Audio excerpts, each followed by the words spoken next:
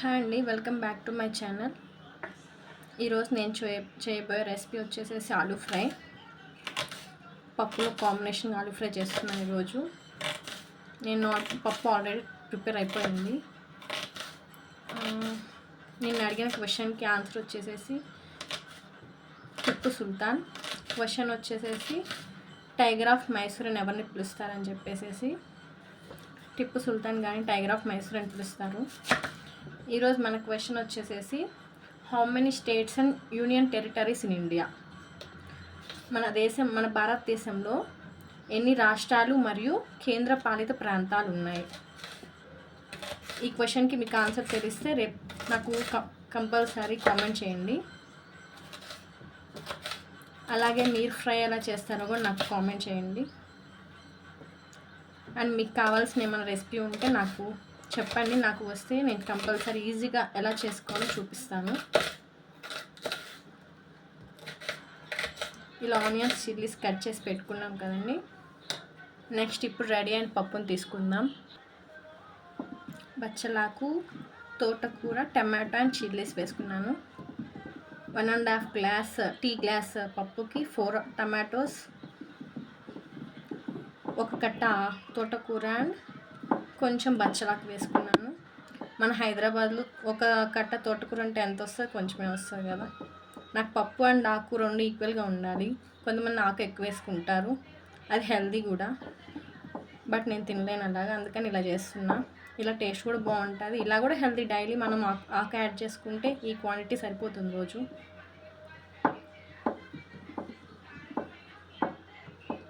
Next ఇప్పుడు కొంచెం salt add చేసుకుందాం.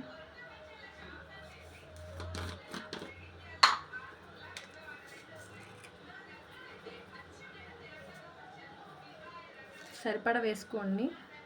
నేను చూసుకొని మళ్ళీ లాస్ట్లో వేసుకుంటాను.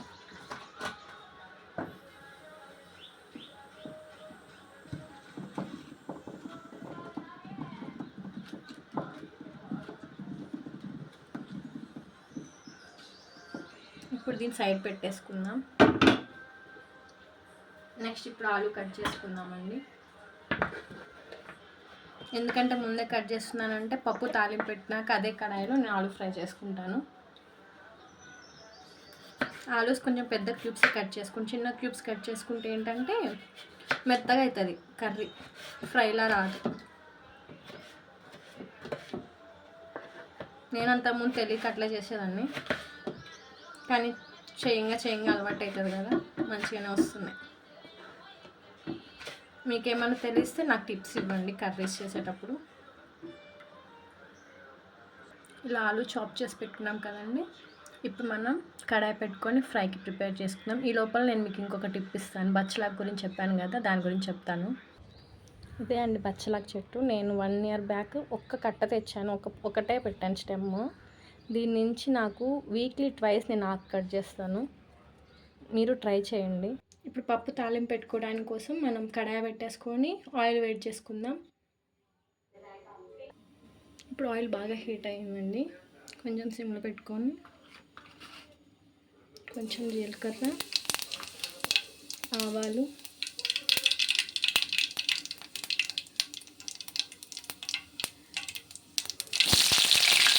ఆనియన్ నేను పప్పులో వేసుకోలేదు కాబట్టి ఇప్పుడు ఆనియన్ దీంట్లో వేసేసుకుంటున్నా. బాగా వేయించుకుందాం.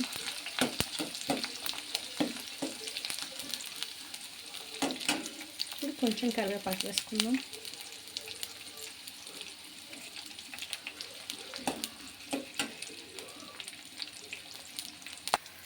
ఇప్పుడు బాగా వేగింది కదండి, దీన్ని పప్పులో ట్రాన్స్ఫర్ చేసుకుందాం.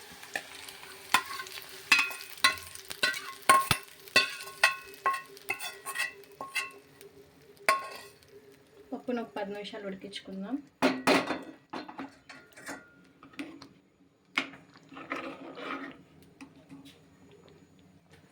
నెక్స్ట్ ఇదే ప్యాన్లోకి కొంచెం ఆయిల్ తీసుకుందాం ఆలూ ఫ్రై కోసమని.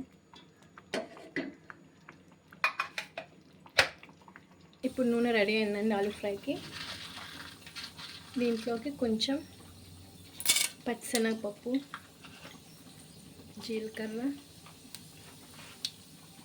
ఆవాలు వేసుకుందాం.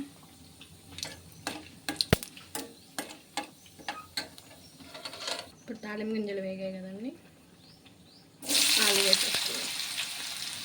ఫస్ట్ ఆలు ఎందుకు వేసుకుంటున్నాను అంటే ఆనియన్ అనేది తొందరగా వేపుతుంది, మళ్ళీ మాడినట్టు వస్తుంది. సో అందుకని ఫస్ట్ ఆలు వేసుకుంటున్నాను.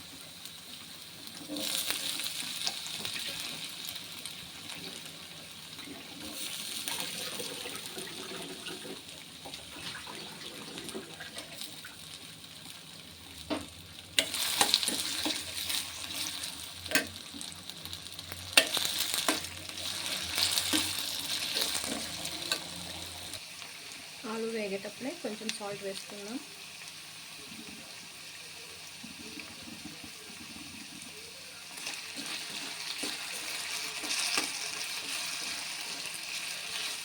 ఈ లోపల మనం చాప్ చేసి పెట్టిన కొత్తిమీరని పప్పులో వేసుకుందాం. కొత్తిమీర అనేది కంపల్సరీ యాడ్ చేసుకోండి. ఇది యాంటీ ఆక్సిడెంట్స్ ఉండేది, రోగ నిరోధక శక్తిని పెంచుతుంది.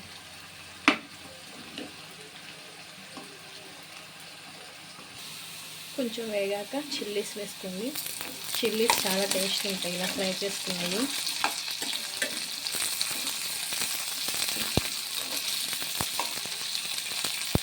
నెక్స్ట్ అలాగే ఇప్పుడు ఆనియన్స్ కూడా వేసేసుకుందాం.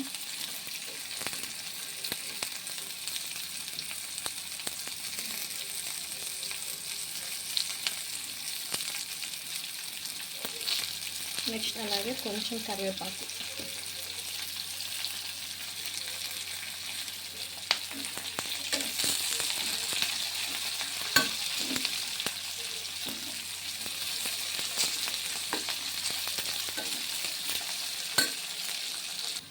కొంచెం వేగాక ఇప్పుడు ధనియాల జీలకర్ర పొడి ఒక హాఫ్ టేబుల్ స్పూన్, కొంచెం ఎక్కువ వేసుకోండి. ధనియాల జీలకర్ర పొడి ఇలా ఫ్రైలో చాలా బాగుంటుంది.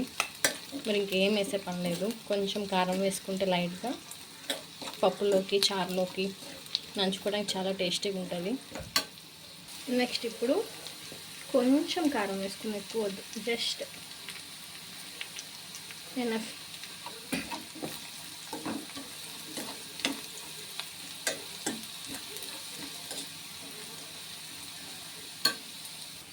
అండ్ పప్పు కూడా బాగా ఉడికిపోయిందండి. ఇంక స్టవ్ ఆఫ్ చేసుకుందాం. ఇది ఫైనల్గా పప్పు, ఆలు ఫ్రై అండ్ రైస్. కొంచెం నెయ్యి వేసుకుందాం. నెయ్యి అయితే అసలు మిస్ అవ్వకండి, అదే చాలా టేస్ట్ ఇస్తుంది.